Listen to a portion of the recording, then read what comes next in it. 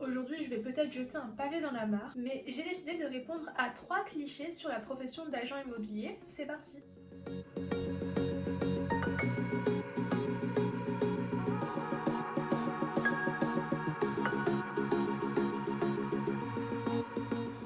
Il faut quand même savoir qu'on fait partie des 10 professions les moins aimées des Français. On dit de nous par exemple que nous sommes opportunistes, des charlatans, des voleurs ou encore des beaux parleurs. Aujourd'hui je vais répondre à 3 clichés que je trouve constructifs et auxquels j'ai vraiment envie de répondre. Cliché numéro 1, les agents immobiliers ne sont que des porte-clés ambulants. Ça franchement je l'ai entendu bon nombre de fois.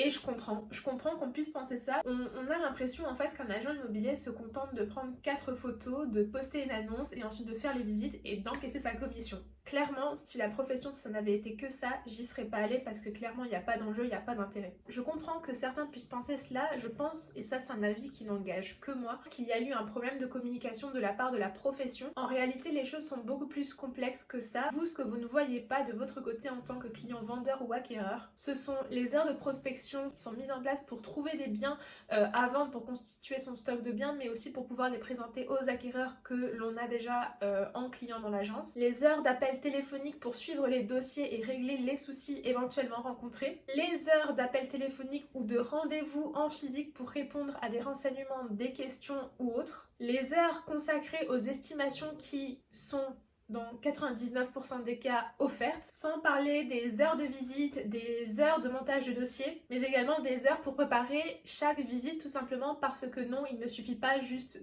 d'ouvrir une porte et de faire rentrer les gens. En tous les cas, c'est pas comme ça que moi je conçois le métier. Il faut préparer la visite, il faut apprendre à connaître la personne qui visite le don. On ne va pas mettre forcément les mêmes points positifs en avant en fonction de chaque personne. C'est un métier chronophage. À mes débuts, si vous saviez le nombre d'heures de travail que j'ai consacré sans être payée, me souviens même en fait d'une vente où j'avais la vente pendant 3 mois mais le prix était trop élevé, je l'avais dit au propriétaire mais il n'avait pas souhaité le baisser. J'ai fait à peu près une trentaine de visites sans compter tous les appels, j'avais passé des heures au téléphone, en visite, etc. à constituer le dossier de vente et finalement nous n'avons pas vendu tout simplement parce que le vendeur a retenu certaines informations qu'il ne m'a pas données et d'autre part tout simplement parce que j'étais une bleue. Maintenant je n'aurai plus ce genre de situation tout simplement parce que maintenant j'ai plus d'expérience et que je ne referai pas les mêmes erreurs, mais pour vous dire qu'il arrive très fréquemment que, surtout au début, on travaille énormément sans être payé. Tout ça, c'est absolument pas pour faire pleurer dans les chaumières, c'est juste pour vous dire que les apparences sont très souvent trompeuses. De ce premier cliché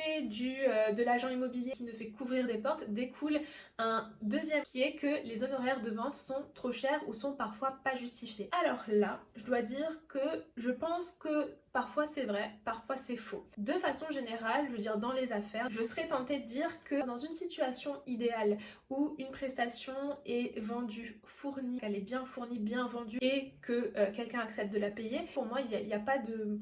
Voilà, il n'y a pas de problème en fait, c'est juste le business en fait, ce sont les affaires. En revanche, et là encore ça n'engage que moi, c'est vraiment mon avis personnel, à partir d'un certain seuil, je pense que les honoraires de vente ne sont parfois pas, ou en tout cas difficilement justifiables. C'est pourquoi j'ai décidé notamment dans mon entreprise en fait de mettre en place des honoraires fixes qui sont définis notamment en fonction des prestations réellement réalisées, en fonction de la taille du bien ou encore du temps qui a été consacré à la vente. Et ça, je tiens à revenir dessus, c'est une notion très importante puisque souvent on a l'impression en fait que les honoraires sont exorbitants. Il faut savoir en fait qu'un délai moyen de vente déjà c'est 3 mois. Du coup il y a 3 mois qui sont consacrés pour une vente. C'est difficile en fait de quantifier le nombre d'heures qu'on va devoir fournir par vente. Ce qui fait qu'effectivement c'est un critère qui est très difficile à jauger et c'est pour ça aussi du coup qu'on ne peut pas faire de taux horaire. Ça on m'a déjà aussi posé la question.